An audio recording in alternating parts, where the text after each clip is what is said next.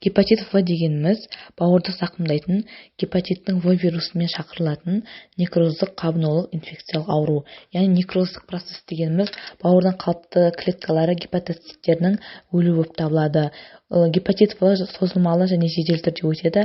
Созылмалы түрі дегеніміз қанда гепатит В вирусының 6 ай бойы анықталып отыруы. Гепатит В негізінен бірден анықталмайды, көбіне шағымдар болмайды, симптомсыз өтеді. Ол көбіне медосмотр кезінде, операцияларға дайындық кезінде, қан тапсырған кезде, сол кезде кездейсоқ табылып қалады. Гепатит В өте қауіпті, өйткені ол өз кезегінде бауыр циррозына алып келуі мүмкін, бауырдың гепатоцеллюларлы карциномасына алып келуі мүмкін. Және бұл өз кезегінде бауырдың қызметінің бұзылып, бауыр шамастығына, өлімге дейін алып келуі мүмкін. Гепатит В жұғу жолдары бірінші қан арқылы, яғни әртүрлі операциялар кезінде, органдарды ауыстыру кезінде, яғни трансплантация, қан құю, гемодиализ, плазмафорез. Сонымен қатар ата-анасында гепатит бар болса, одан туылған балада да гепатит В болуы мүмкін. Одан кейін стоматологиялық процедуралар кезінде, салондарда маникюр, педикюр жасатқан кезде, татуаж, құлақ тесу, пирсинг кезінде жұғуы мүмкін. Және көп реттік пайдаланатын медициналық инструменттермен жасалатын процедуралар, яғни инемен емдеу кезінде, және оперативті эндоскопия кезінде болуы мүмкін. Сонымен қатар жыныстық қатынас арқылы жиі жұғады. Көбіне ер адамдарда жиі партнерларını ауыстыру кезінде де осы гепатит В жұғады. Сонымен қатар кейде ортақ тұрмыстық үй заттары кезінде жұғуы мүмкін. Ол бритваны қолданған кезде, тіс щеткасы, мочалканы қолданған кезде, ыдыс-аяқтарды, сүлгіні, қайшыны қолданған кезде жұғуы мүмкін. Себебі гепатит В вирусы қалыпты температурада 7 күн бойы сақталады. Одан кейін туберкулездік орталықтарда, түрмеде отырған адамдарда және наркотикалық заттарды қолданатын адамдар көбіне бір инемен салады, соған байланысты солардың арасында жиі кездеседі.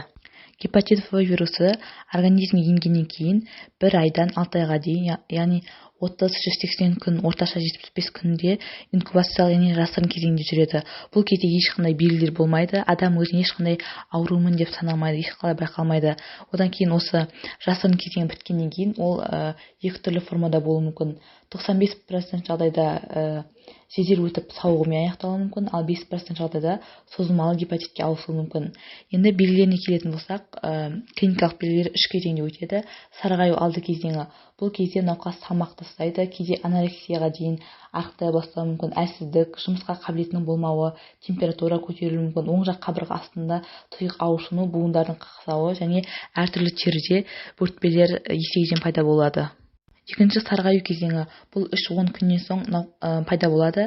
Науқас сарғайып бастағаннан кейін науқастың зәрі қоңыр қою түске айналады, яғни қою пивот тәріздес түсті болады. Одан кейін нәжісі ақшыл түсті болады, яғни түссіз нәжіс пайда болады. Одан кейін науқаста сарғаю үдей түскеніне қарамастан науқастың жағдайы жақсарады, өзін жақсы сезіне бастайды. Бауырын ұстап көрген кезде ұлғаю пайда болады. Одан кейін үшінші кезең қалпына келу кезеңі. Бұл 1-2 аптада сарғаю ең өзінің шыңына жеткеннен кейін 2-4 апта бойы сақталып, содан кейін бастап біртіндеп кете бастайды. Бұл осы қалпына келу кезеңі деп аталады. Асқынуларына келетін болсақ, өте тез дамып, найзағай тәрізді кезең дейді. Бұл бірден бауыр жетіспеушілігіне алып келуі мүмкін және бірден өлімге алып келеді. Бұны фульминантты гепатит деп атайды.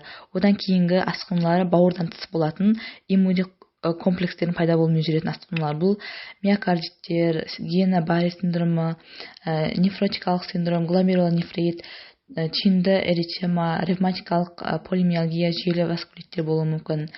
Гепатит В бастапқы сатысында ешқандай белгісіз, ешқандай шағымдары түсірмеуі мүмкін. Тек шаршағыштық, әлсіздік болуы мүмкін. Ал соңғы сатысында портальды гипертензия, астит, энцефалопатия болуы мүмкін. Өңештің веналарынан қан кету пайда болады. Және бауырлық гепатоцеллюларлы карциномаға алып келеді. Ер адамдарда аталық безіне өтіп, бедеулікке алып келуі мүмкін, ал әйел адамдарда сирек жағдайда түтіктік бедеулікке алып келеді. Гепатит В жер бетінде ең кең тараған инфекциялық аурулардың бірі болып табылады. Яғни жер бетінің 1/3 бөлігі осы гепатит В-мен зардап шегеді. Сол себепті профилактикалық, яғни алдын алу мақсатында сәбилер дүниеге келгеннен бастап вакцина салынып бастайды. Және үлкен адамдарда вакцина алуға болады. Ол вакцинаның күші 5-7 жылға сақталады.